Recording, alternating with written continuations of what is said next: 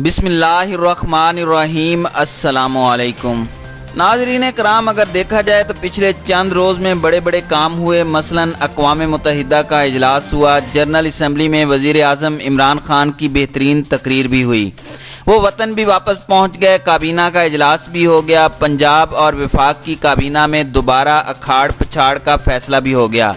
अक़वाम मुत्तहिदा में मौजूद मलिहा लोधी और कई दीगर सफारतकारों को भी तब्दील कर दिया गया। नाज़रीन कराम, मगर इस वक्त सबसे अहम सवाल ये है कि अब पाकिस्तान को क्या करना चाहिए, क्योंकि इस वक्त पाकिस्तान को दरपेश चैलेंजेस से निपटना ही सबसे बड़ा मसला बना हुआ है। इन मसाइल में सर फहरिस्त मसला कश्मीर, मईशत, खारजा उमूर और अंदरूनी अमन व अमान और इंतज़ामी मसाइल हैं। अगर हम मसला कश्मीर की बात करें तो आज 2 माह हो चुके हैं, कर्फ्यू लगा हुआ है और कश्मीर से आने वाली ख़बरों का कोई हकीकी सोर्स भी नहीं मिल पा रहा कि 80 लाख मुसलमान बल्कि सबसे बढ़कर इंसानों की क्या हालत होगी। इस हवाले से पाक फ़ौज और हुकूमत की क्या हिकमत अमली है वो बेहतर जानते हैं, और यकीनन हमारी पाक फ़ौज बेहतर हिकमत अमली बना रही होगी, जिसका आने वाले दिनों में यकीनन अंदाज़ा हो जाएगा। मगर पाकिस्तान की हुकूमत के लिए जो करने वाले काम हैं उन्हें ज़रूर करने चाहिए, ताकि हम एहतजाज से आगे बढ़कर कोई और हिकमत अमली भी बना सकें या जवाबी इक़दामात कर सकें, जिससे यकीनन भारत की हुकूमत पर दबाव पड़ेगा। नाज़रीन कराम, इस हवाले से हमारी हुकूमत अगर चंद एक ज़रूरी इक़दामात कर ले तो यकीनन फ़ायदा हो सकता है। जैसे हुकूमत अभी तक ये फ़ैसला नहीं कर पाई कि भारत की फ़िज़ाई हुदूद को बंद करना चाहिए या नहीं, क्योंकि हमारे वज़ीर हवाबाजी के बकौल पिछली दफ़ा फरवरी में जब भारत की फ़िज़ाई हुदूद की बंदिश की गई थी तो 4 माह में उसे 44 अरब रुपए, जबकि पाकिस्तान को 8 अरब रुपए नुकसान हुआ था। मेरी नाकिस राय और हकीर सी तहकीक यही कहती है कि इसमें कोई कानूनी पेचीदगी नहीं है और कोई ऐसा कानून नहीं है जो हमारे मुल्क को इससे रोक सके। पाकिस्तानी फ़िज़ाई हुदूद में 11 ऐसे रास्ते हैं जो भारत आने या जाने वाले जहाज़ इस्तेमाल करते हैं, जबकि भारत की सरकारी एयरलाइन एयर इंडिया की कम अज़ कम 50 परवाज़ें रोज़ाना पाकिस्तान की फ़िज़ाई हुदूद में से गुज़रती हैं, जबकि दीगर प्राइवेट कंपनियों के जहाज़ इसके अलावा हैं। यानी कमोबेश रोज़ाना 150 परवाज़ें ऐसी हैं जिन्हें पाकिस्तानी हुदूद से होकर गुज़रना पड़ता है। और सबसे अहम ये कि पाबंदी की सूरत में भारत और यूरोप, अमेरिका और मशरिक़ वस्ता के दरमियान चलने वाली भारतीय परवाज़ें ज़रूर मुतासिर होंगी। नाज़रीन कराम, न जाने हुकूमत की क्या मजबूरी है कि वो भारत की फ़िज़ाई हुदूद दोबारा बंद करने से कासिर है। इस हवाले से काबीना के इजलास भी हुए, मगर वज़ीर आज़म इस हवाले से कोई फ़ैसला नहीं कर पाए। ऐसा शायद इसलिए है कि फ़िज़ाई हुदूद की बंदिश के रद्द अमल में दिल्ली भी ऐसी पाबंदी आयद कर सकता है।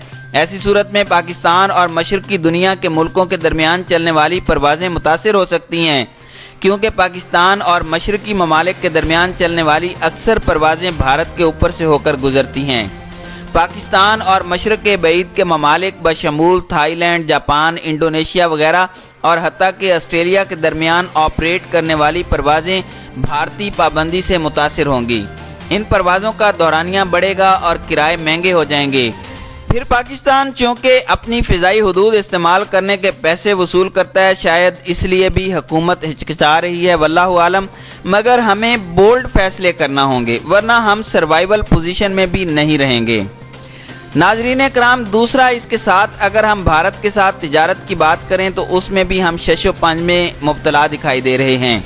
हम कभी तिजारत बंद कर देते हैं तो कभी इसे खोल देते हैं, जिससे दोनों मुल्कों के दरमियान तिजारत बराए नाम रह गई है, ख़ास तौर पर पाकिस्तान के लिए, क्योंकि भारत महज चंद अशिया ही पाकिस्तान से ख़रीदता है और बदले में 2 अरब डॉलर की चीज़ें थमा देता है।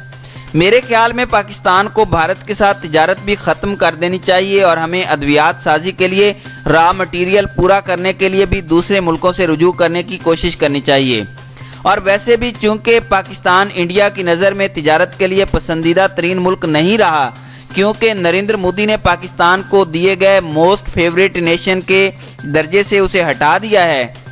इस फैसले के फौरी बाद पाकिस्तान से इंडिया बरामद होने वाली तमाम अशिया पर कस्टम ड्यूटी 200% तक बढ़ा दी गई है। 200% درآمدی ڈیوٹی لگانے کا مطلب پاکستان سے درآمدات پر عملی طور پر پابندی لگانا ہی ہے۔